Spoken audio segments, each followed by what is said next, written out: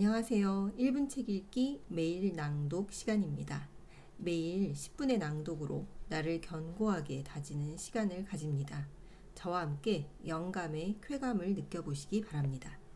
오늘은 행운 사용법 제3단계 제3의 법칙입니다. 노력 없이 반복하라 라는 부분을 읽겠습니다. 너무 애쓰지 말고 너무 노력하지 말고 반복을 하면 그게 또 나에게 행운으로 다가온다 라는 그런 내용입니다. 반드시 성공하는 1000번의 법칙. 우리의 말이 행운을 부르는 씨앗이 되려면 과연 몇 번이나 말로 표현해야 할까? 행운 부자 사이토 이토리 씨는 말의 힘을 활용하는 1000번의 법칙을 다음과 같이 소개한다. 생각하는 것을 계속 말로 표현하면 반드시 이루어진다. 그렇다면 몇 번이나 표현해야 좋을까? 그 수는 1000번이다. 1000이라는 숫자에는 매우 중대한 의미가 깃들어 있다.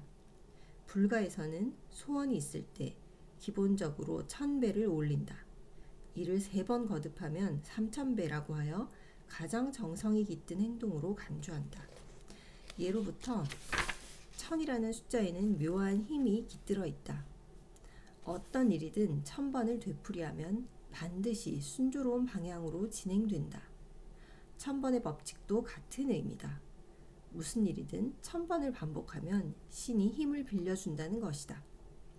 사이토 이토리 씨에 따르면 나는 행복해 라는 말을 1000번 이상 말로 표현하면 그 시점부터 생각지도 못했던 기회가 찾아온다고 한다. 이번에는 1000번의 법칙을 실제 실험해본 미국의 한 심리학 교수 이야기를 해보자. 우울증에 걸려본 적도 없는 내가 우울증에 걸린 사람의 기분을 알 리가 없다며 몸소 우울하게 되는 방법을 찾아서 직접 체험까지 한 미국의 한 심리학과 교수님이 계셨다고 합니다. 오랜 시행착오를 거친 결과 그 교수님은 마침내 우울하게 되는 간단한 방법을 발견했습니다. 이거는 이제 행운의 법칙을 반대로 이용한 거라고 얘기할 수 있겠죠. 어떤 것을 3개월간 계속해서 하면 어떤 사람이라도 거의 틀림없이 우울하게 된다는 것을 알았습니다. 그 어떤 것이란 하루에 1000번씩 한숨을 쉬는 것.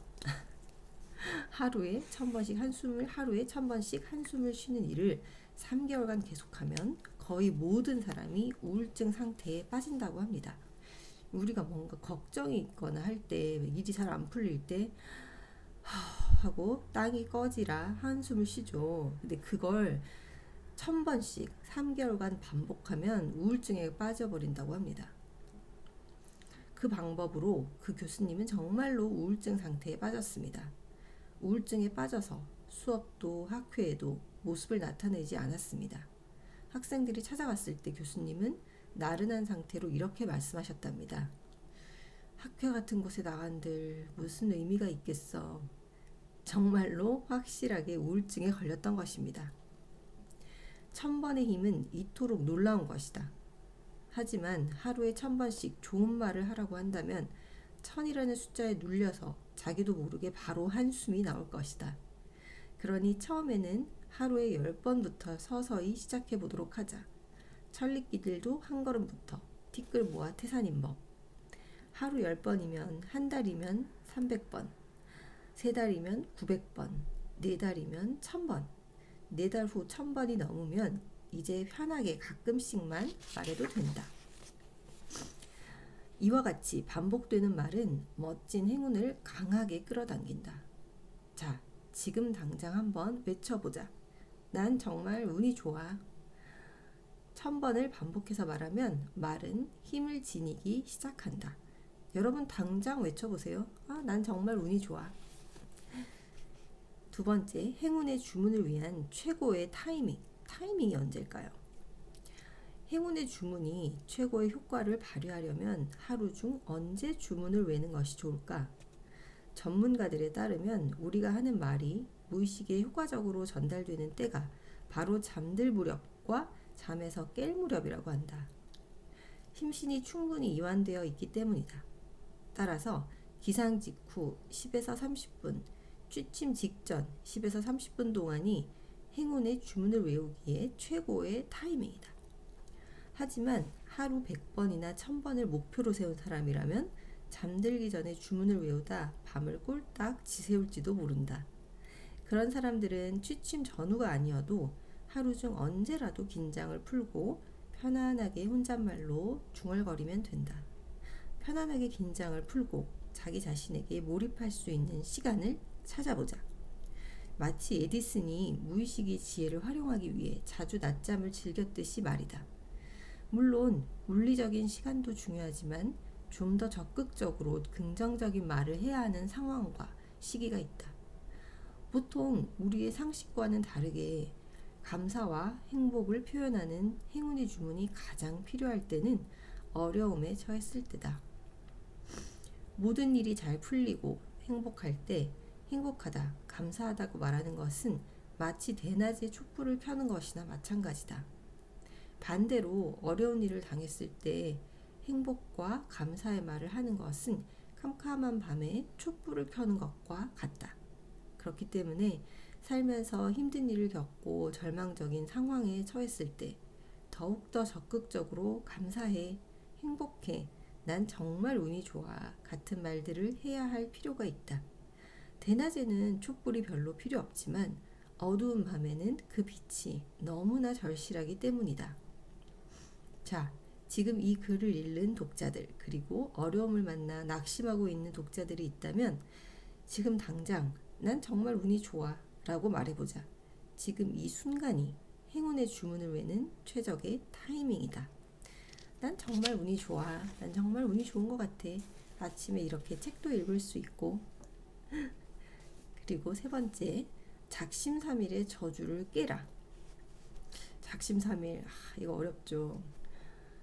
이제껏 뭐 하나 꾸준히 해본 적이 없어요. 여러 번 시도해봤지만 늘 실패했어요. 저는 항상 일을 미뤄요. 왜 그런지 잘 모르겠어요. 뭘 해도 언제나 작심삼일이에요. 나 자신에게 너무 실망을 해서 이제 뭘 새롭게 해보려는 마음도 안 들어요. 주변을 둘러보면 자신의 의지 박약에 실망하고 자책하는 사람들을 쉽게 볼 수 있다.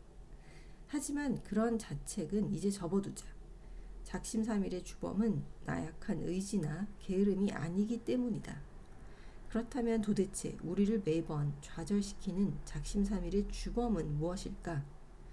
신경의학자들에 따르면 인류는 끊임없는 생명의 위협 속에서 생존하기 위해 수천 년에 걸쳐 부정적인 메시지를 확대하고 긍정적인 메시지를 축소하는 경향을 발전시켜 왔다고 한다. 태고적부터 인류 생존을 위해 발달해온 이 망상 활성화 체계로부터 발생하는 강력한 저항감이 바로 작심삼일의 원인이다. 이 시스템의 목표는 우리 자신을 안전하게 지키는 것이기 때문에 새로운 변화를 시도할 때는 오히려 큰 장벽으로 작용하는 것이다. 새로운 변화를 시도하다가 그게 위험에 처할지도 모른다라는 게 이제 뇌 속에 새겨져 있는 거예요.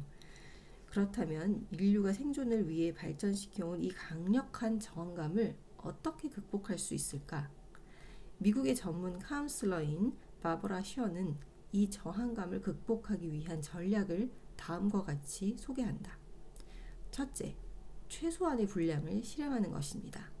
즉, 저항감이 들지 않을 정도의 최소 분량을 찾아 변화를 시도하는 것입니다.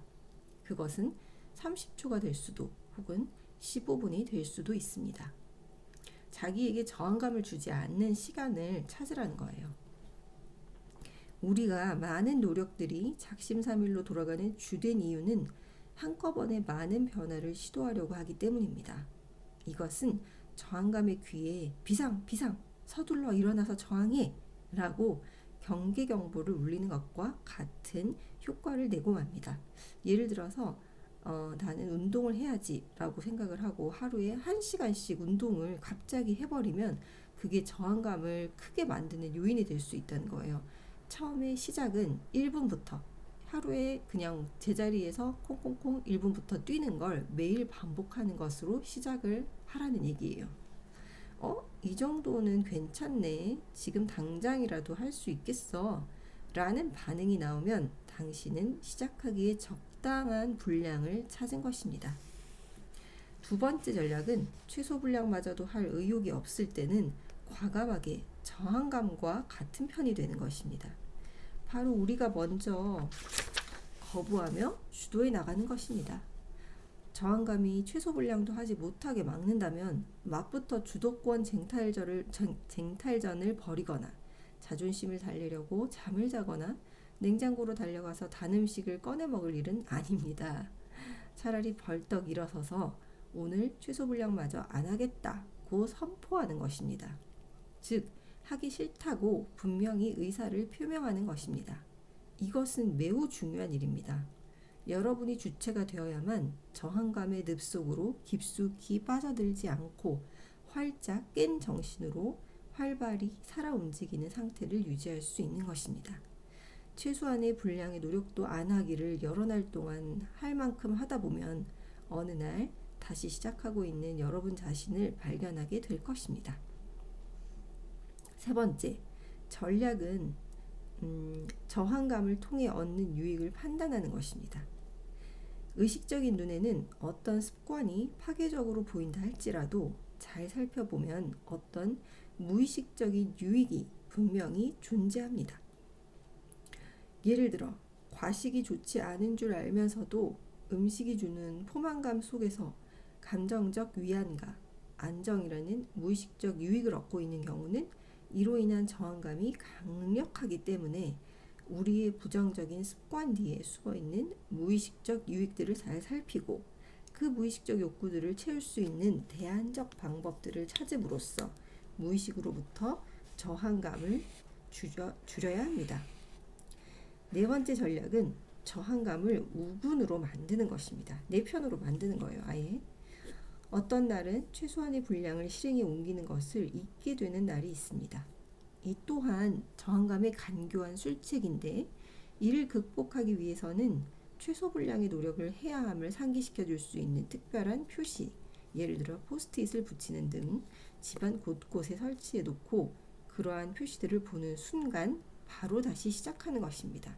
어떤 그 표시가 신호가 되게 만들어 놓는 거예요. 단 30초, 5분이라도 말이죠. 그렇게 지속적으로 반복해 나가다 보면 어느새 저항감은 좋은 습관이라는 더 큰 힘에 무릎을 꿇고 오히려 원상태로 돌아가려는 타성의 힘에 저항하며 이번엔 우리의 우군이 되어줄 것입니다. 저항감을 지혜로운 전략으로 극복해 나가며 작심삼일의 저주를 깨나갈 때 멋진 행운들이 어느덧 당신 앞으로 성큼 다가와 있을 것입니다. 저항감이 싫어하는 말이 뭔지 아세요? 천리길도 한 걸음부터 라는 얘기입니다. 자, 오늘도 저와 함께 10분 동안 이 낭독, 매일 낭독 함께 해주셔서 너무너무 감사합니다. 저와 함께 할 수 있는 여러분, 그리고 여러분과 함께 할 수 있는 저는 정말 행운이에요. 감사합니다.